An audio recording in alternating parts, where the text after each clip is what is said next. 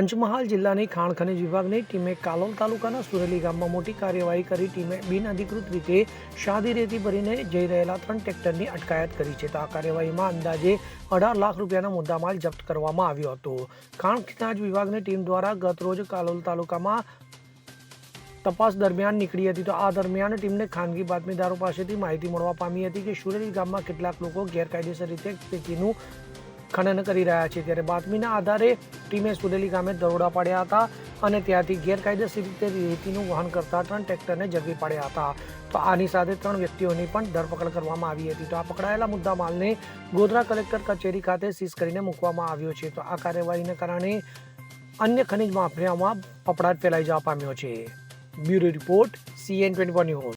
હવે જુઓ દેશ દુનિયાની તમામ ખબરો તમારી આંગળીના ટેરવે. ઉઠાવો મોબાઈલ અને Google Play Store પરથી ડાઉનલોડ કરો અમારી CN24 ન્યૂઝ મોબાઈલ એપ.